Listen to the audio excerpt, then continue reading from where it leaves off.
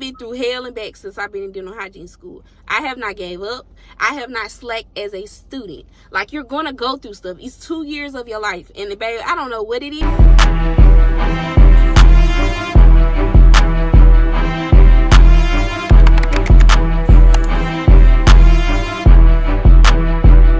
What is up, besties, and welcome to another video. If you are watching this video, don't forget to like, comment, and subscribe. How you gonna be my bestie if you're not subscribed to my YouTube channel? Okay, all right. If you are watching this video, this is just a few things I wish somebody would have told me before I started dental hygiene school. Y'all, today is officially the first day of the last term of me in dental hygiene school. So we had a total of 10 terms. So I feel like by now I'm sort of like a pro at what it is I wish someone would have told me before I started dental hygiene school. So first things first is the cost. I used quite a bit of my financial aid before because I thought I wanted to be a nurse. If you have not watched my transition from nursing school to studying dental hygiene, please watch that video. But I used quite a bit of my financial aid on that. So school is very expensive for me.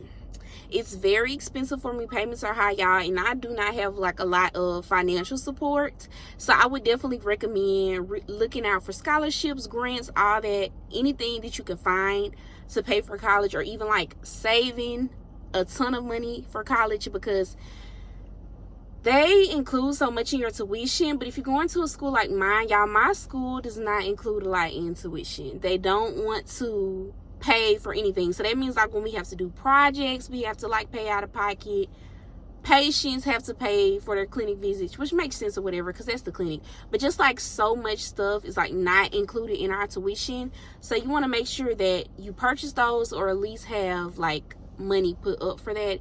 Even with something as simple as like shoes, y'all, we have to wear like white shoes. Like I told y'all, I've done 10 terms. My program is 27 months, and I have bought so many pairs of white shoes just because, y'all, white shoes get dirty, and they get dirty quick. I don't care how many times you wash them, they get dirty. I want to say I bought like 3 or 4 pairs of shoes.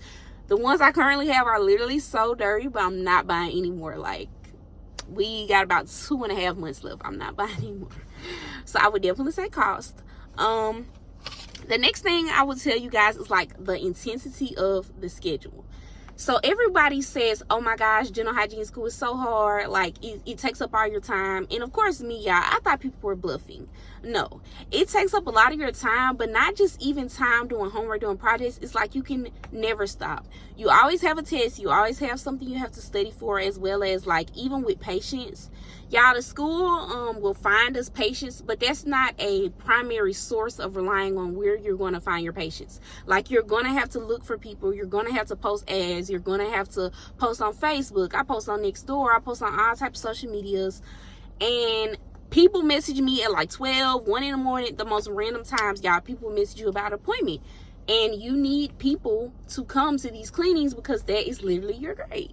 So it's like that aspect of it. It literally never stops. Even like I said, there's always a test every week you got to study for. Right now, I'm getting into my last term, so we're doing less test stuff, but now I have to worry about the boards. So I'm still studying nonstop because I want to pass the boards on my first try. I will pass the boards on my first try. So there's that. The intensity of the schedule, I would definitely say. The emotional toll too. Like, y'all, I hope I don't cry while saying this, but like the past 2 years, I have not been myself, y'all.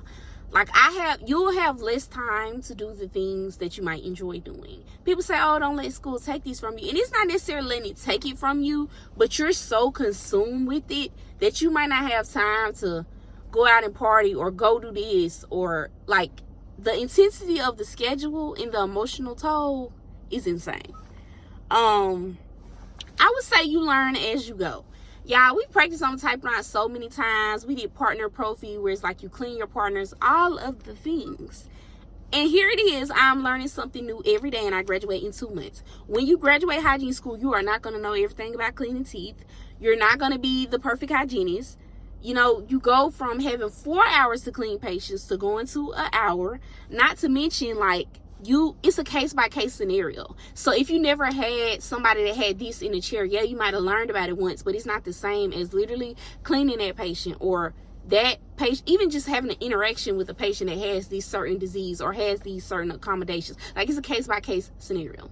So I used to get down on myself when I would get a patient and I wouldn't know something, but now I'm like, wow, like I'm not going to learn everything. Like it's just too much to learn in 2 years. It's too much to learn in 15 years. Like I was talking to my friend and I was realizing, we were having a conversation about like doctors and stuff. Y'all do realize new diseases come out every day. Like it's stuff that even doctors don't know about. And that's literally insane. I would definitely say that it is way more than cleaning teeth. Like I see hygienists on TikTok say that all day when people say, oh y'all just clean teeth. And I was like, why do they get so offended at that? Now I see why you get offended at that. Babe, you're not just cleaning teeth. It's way more than cleaning teeth. Like I said, it's finding patients, it's educating patients and knowing what you're talking about. I've even done a lot of research or just work on my own outside of school to find out about certain stuff, because you might not get it at school. Like it's just so much more than cleaning teeth. Like it's catching oral cancer, it's catching high blood pressure, like it's doing all these things. They literally say that most people do not go see their primary care doctor. Like most people will go to the dentist or keep up with their normal 6-month cleanings before they might go to their primary care doctor. So what if you're doing an EOIO, which is basically like an extraoral, intraoral cancer screening, and you find a lymph node that's swollen and it could be cancerous? Like it's so much more than just cleaning teeth. Most importantly, you guys, I was 23 when I applied to the program. So the program is 2 years. I was about to turn 24. So I knew that by the time that I graduated, I was going to be 26 years old. And yeah, I was disgusted by that. And I'm ashamed to even say that, because 26 years old is not old. 23 years old is not old. But yeah, applying to the program, I was like, I'm going to be the old bitch. Like I'm going to be the old girl in the program. And that's embarrassing. And y'all, I almost stopped myself from applying. Literally. When people say those 2 years will fly by, they done flew. I'm outside of TSA. I'm in the air right now. Like, yeah, I cannot believe I'm about to graduate. The time is going to pass anyway. Apply to the program, get accepted, put in the work, y'all. The time is going to fly anyway. It's no need to use like your age as an excuse, or like feeling like I've already failed at this, I've already failed at, I've already started nursing, so let me finish. I've already started this, so I just want to finish this program even though I won't. No. Like when people say it's never too late to go to school, it's really never too late. Life is what you make it and what you choose to do, so lock in. Also, one thing that I would tell you guys is if you have anxiety, do not be afraid to apply to school. Y'all, I don't know, like, my friends that might watch this, or like people that like actually know me, yeah, I have anxiety. I get nervous, I get stressed, I get all of the things. So it was nerve-wracking to me when we were going into pre-clinic and they were talking about us cleaning patients, and we were going to have to find these patients and interact with all these people that I don't know. Yeah, I was literally so scared of that. But when I tell y'all, I don't never want to make it seem like my anxiety is going out the roof, but in term 10 of dental hygiene school, my anxiety is very slim. We literally just left not too long ago from giving a presentation to pregnant women about oral manifestations, just like diseases, and how to take care of their oral health in pregnancy. Yeah, I was so nervous when I went in there. It literally just left, because y'all, it's literally just like talking to a patient. Like once you talk to people so much, it's gonna become so easy. Like I don't care how bad you think your anxiety is, and like I said, mine is still bad. I'll find myself like getting nervous in front of my classmates just because, I don't know, it's just like nerve-wracking. But y'all, what is there to be nervous about? People are learning the same way that you are. And also, one thing that I have learned about the public, y'all, people don't know how to take care of their teeth. People don't know how to floss correctly. People don't know what it is that they should be doing. So it's never anxiety or nothing to be embarrassed about giving someone education. Like you're literally helping them. You're literally telling them and showing them something that they want to know. You are their dental hygienist. That's what they are looking for. Like even if you're a student, y'all.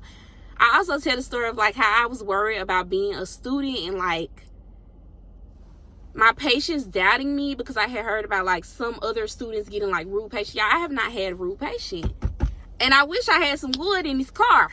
I have not had a rude patient, y'all. These people are so thankful that you are helping them, that you are taking the time out to educate them.